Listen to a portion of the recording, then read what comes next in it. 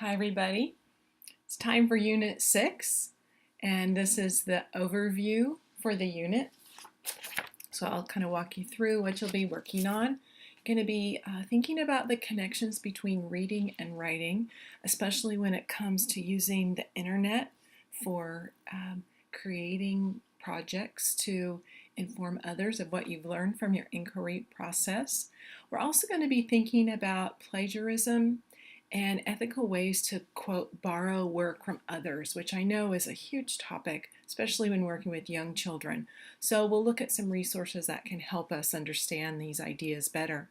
So I hope at the end of the unit that you'll be able to do these things: explain the connections, identify ways of giving attribution, and ways digital literacy promotes writing and sharing. So that's what we're working towards in basically our last unit for the course. There is a little piece that comes after this, but it's not a full-fledged unit by any means. So we'll be thinking about the idea of creating. And in some places I also called this unit communicating. And I guess I was having trouble deciding which word would be the best, and I think they both really fit at this stage of what we're working on, because up to this point we looked at what information literacy is, what digital literacy is, what web literacy is, how best we can prepare students to understand the information they're getting, whether it's in print or online. And now we're looking at how can students take that information they've gained and communicate it to others. And that's often done by creating something.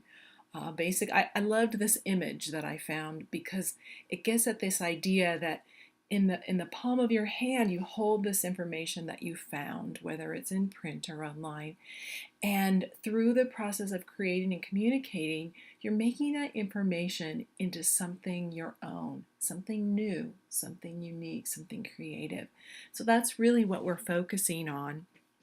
And to be able to do that, students need strong literacy skills. So whether they're writing a research report or writing a script to create a podcast or writing a movie version or filming a movie version of a science fair project, whatever it is they're creating, the process is similar. And it's that process that we use when we're writing. It's that brainstorming, drafting, composing or writing, and then revising and editing and sharing it with somebody else. That process cuts across all the formats that we use to share our ideas with other people. So in this unit, the assignments really try to get at what that process looks like and the way that ideas become something that can be shared with others. So you're going to be reading those 4 chapters in our book. They deal with helping students take the information they've learned and share it with somebody else without just regurgitating those facts, or even without just copy and pasting those facts that then they've found somewhere else. And it also focuses on helping students give credit for the work that they borrow from other people, just like I talked about previously. So you'll get some information on those topics from what you read, but then you'll also be viewing, first of all, is a video about visual literacy by George Lucas. You might recognize his name. He's a well-known producer, director, and he is going to be speaking about the power of the visual as a way to communicate ideas.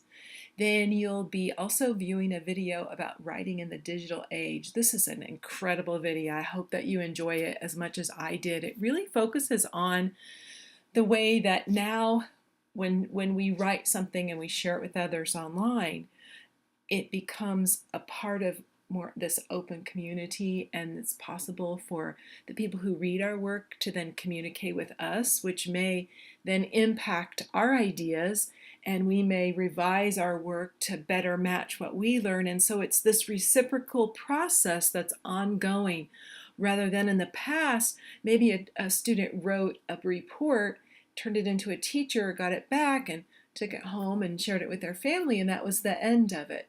And so now we have the opportunity for the learning and the revising of our work to continue with the help and support of others in a learning community. You'll also be looking at 4 different sources that I found to help us understand plagiarism and working with children.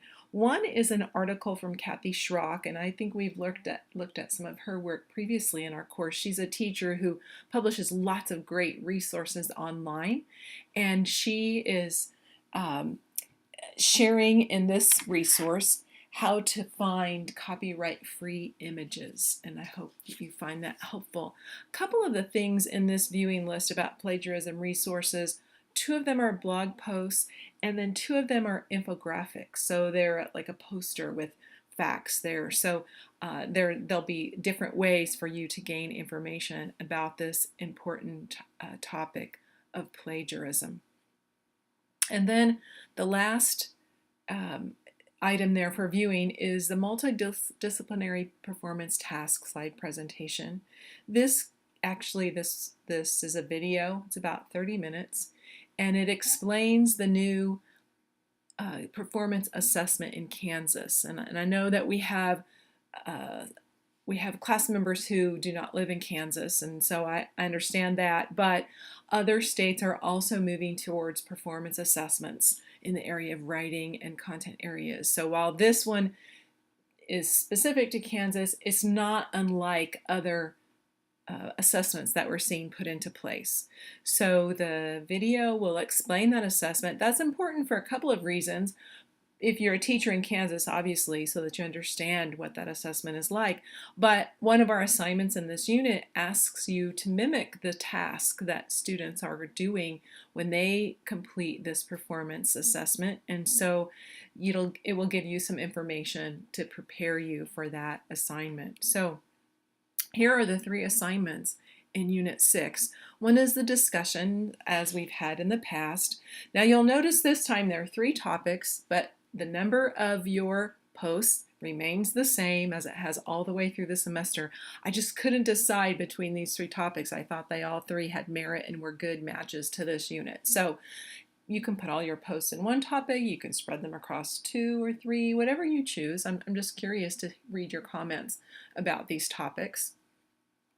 And then the second assignment in this unit is part 4 of the inquiry project. And you can read the directions for this part of the project. Just to give you kind of a quick overview, you're actually going to be taking your part 3 project, your written report in a sense that you created, and turning that into some kind of a digital presentation that has visual elements to it. So it's the same information. Don't go and do more research. Use what you have in your paper that you wrote. But now think about how can you share that with someone else, because that's what you'll be doing in our next, not really unit, but one of our last activities. You'll be actually sharing this presentation with someone else in class, and they'll give you some feedback. So in part 4, you're creating a presentation, and in the assignment description, it gives you suggestions for tools you can use to create the presentation. If there's something you want to try that's not on that list, just let me know. I'm sure we can work something out. So the last assignment in this unit is this multidisciplinary performance task. And the name multidisciplinary performance comes from the idea that in this task, students are writing, well, they're reading and writing, but they're also reading and writing text that comes from content areas. And the idea behind it is to, and I love this phrase, to reduce the assessment footprint so that students aren't taking so many assessments. Can we combine some of them? And so this one does combine science, social studies, and writing into this single assessment. So you'll be doing a task that's similar to what students will be doing.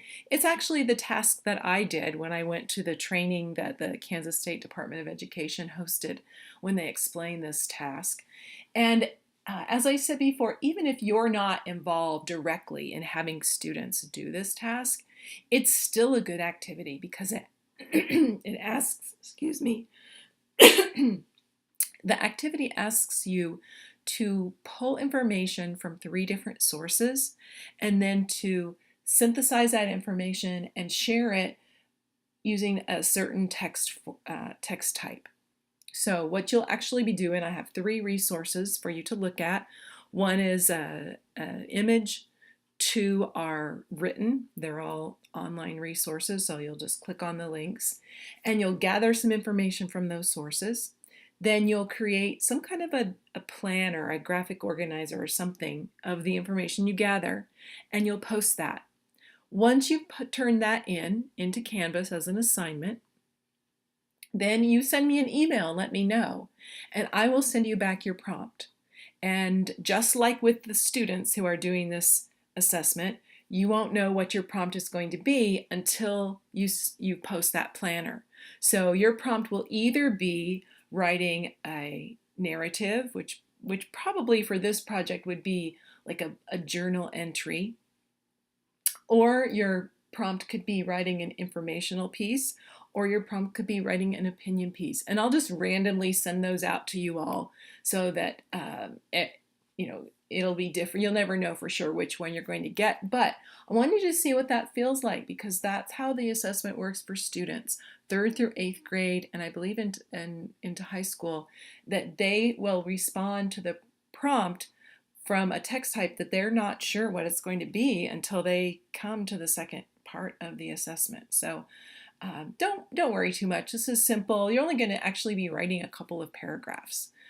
So it's not a heavy-duty writing activity, but I do want you to get that experience of bringing together information from those different sources and sharing it in a text type that is not something that you necessarily know about when you embark on the project. So that's the 3rd assignment for this unit, and I think that as the semester progresses, we're getting closer and closer to spring and summer vacation. The time is just going to whiz by. So these assignments are due on April 29th.